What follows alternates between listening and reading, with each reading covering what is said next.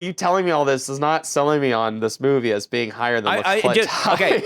Just, let me, as usual, let me throw out there, like, it's Moonraker. I really don't care if Live and Let Die is above it, because I love Live and Let Die. I really like Moonraker, regardless of its complete stupidity. But again,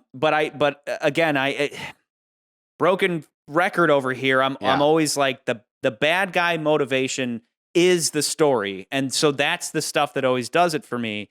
And Mr. Big's whole thing is like, he just wants to take over the drug trade, and sure, that's cool. And you got solitaire stuff, you have the voodoo stuff, that's all cool too. But when I think of the movie, I just think assassination attempt and chase scenes, and it's all kind of meaningless versus this really interesting bad guy plot to essentially pull a Book of Genesis, Noah's Ark flood story to reboot humanity, which again, you can understand. No, I get it. Like I've said, I think we all get the villain motivations, but I think what I'm coming around to is that yes, I understand story matters, but part of that problem in the Bond films as a whole is that Bond really never changes, and he only changes maybe once or twice in the franchise as a whole.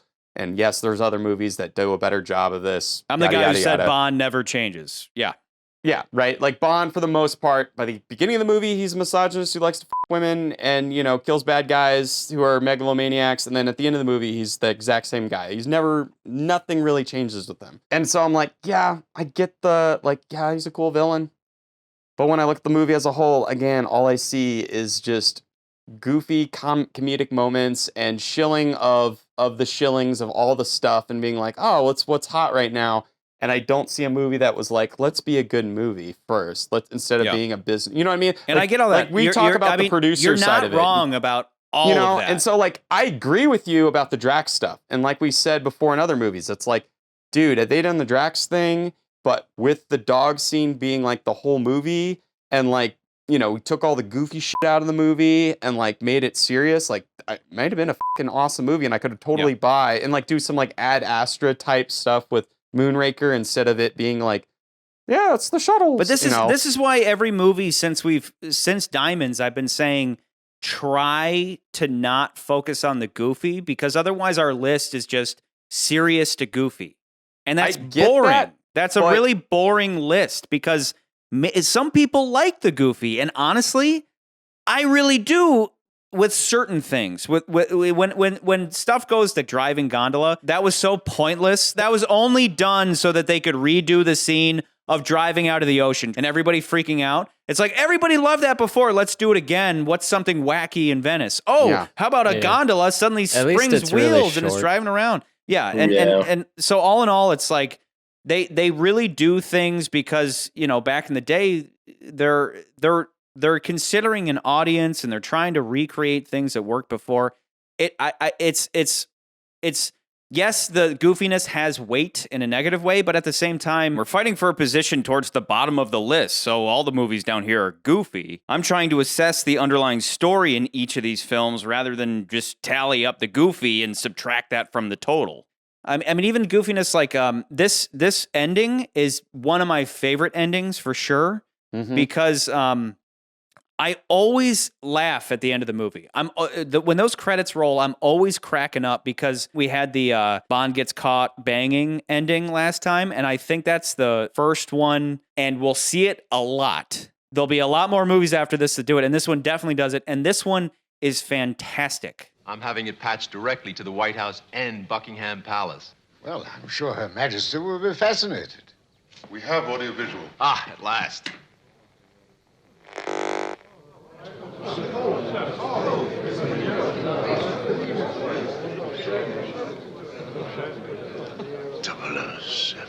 My God, what's Bond doing?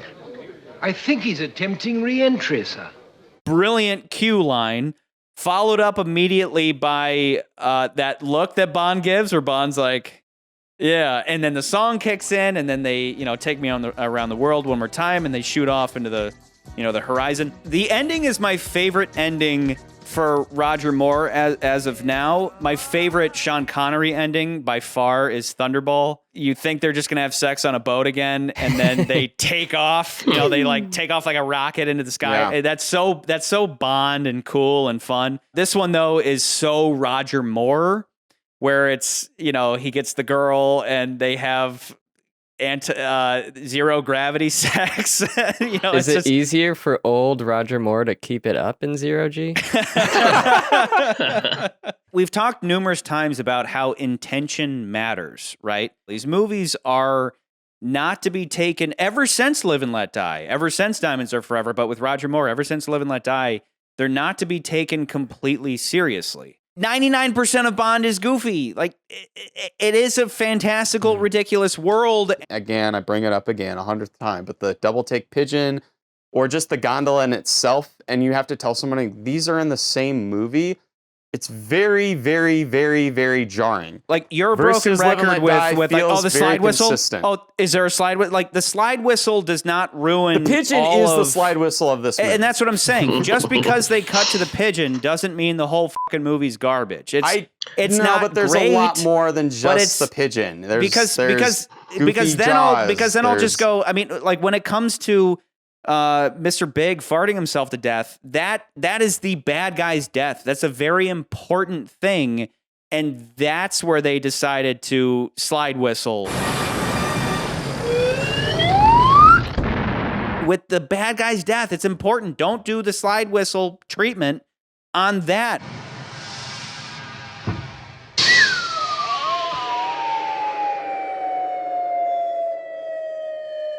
What else ruins it for you for Live and Let Die besides that That's moment, what I was though? going to ask, because I'm 'Cause, like, sitting at you number always go 9 back right to now that with specific Moonraker. thing, but anytime I think about Live and Let Die, I think about a very good boat chase, a very good a secondary character that we got, much like Jaws. We had Sergeant Pepper. I think all of the voodoo stuff is very interesting and really well thought out, and it kind of adds a little bit of mysticism to the Bond franchise that we kind of question. We're like, is this real or is this not real? But it adds to the villain's motivation because he's like very invested in that thought of voodoo. Like I said, you had Solitaire, I thought was a very great Bond girl. Yeah.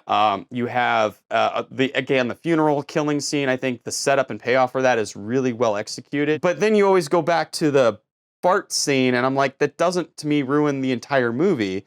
I think just all of those scenes in itself, it's a very solid movie in that it presents like, let's do Bond versus black culture at this point in time in this period, as far as blaxploitation, whatever it does.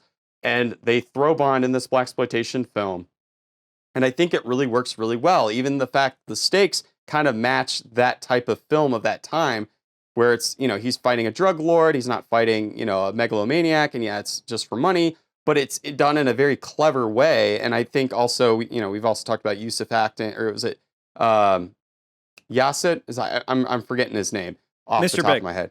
But his acting in that role is incredible. Like he holds a lot of that part of the film. Not to mention we have a lot, not just one, but multiple, a henchman in that movie that we all like. Like, you have Teehee with the arm, you have Mr. Whisper, who's kind of funny because he's like, and it's funny. Yeah, there's goofy moments with Whisper, but it's funny and it kind of works within the context of those characters. But the goofiness and the outlandishness in Moonraker just is it's so over the top in some parts. In other parts, it's like really, it's like Lewis Gilbert could not decide directionally wise, do I want to make this like Diamonds Are Forever, where every moment we do not give a shit about, or am I trying to make a movie that is at least grounded? Live and Let Die to me at least tries to do that a lot more, and at least tries to function within that world, whereas this movie is like, we got to do a thing to get the audience to buy this product. We got to do a thing that's going to be funny in this moment, instead of trying to just be a decent movie. Like, do you understand where I'm going with that? Where it's like, one feels more like a producer being like, we got to shill. The other feels like a movie being like, let's try to say something here and and like actually try to like at least try. I know we're trying to sell like action movie essentially, but like let's try to do something interesting with this one. After the last one, we didn't really care that much, but let's try this time. Are we all in agreement though that like right now is everybody in agreement that Moonraker's either going to be number 8 or number 9? Yes. I'm sitting at 9. Below Live and Let Die. Okay, so everybody agrees it trumps Diamonds Are Forever, and it's I'll go not with reaching Thunderball depth. But so yeah, it's either going to be Moonraker or Live and Let Die. It's everybody's favorite hedge is always like, I don't care, but legitimately, like I do have such an affection for Live and Let Die so far as the it even just when it comes to just thinking of the look, thinking of the just like the fun supernatural voodoo stuff and solitaire. And we didn't even talk about the score. And yes, the we didn't even henchman mention stuff the and all score of that. that movie. Yeah, but all the same. I don't know. Scores don't mean shit to me. They really don't. The songs and the score are cherries on top, but they don't weigh in on my decisions on this shit. Do they? They really don't.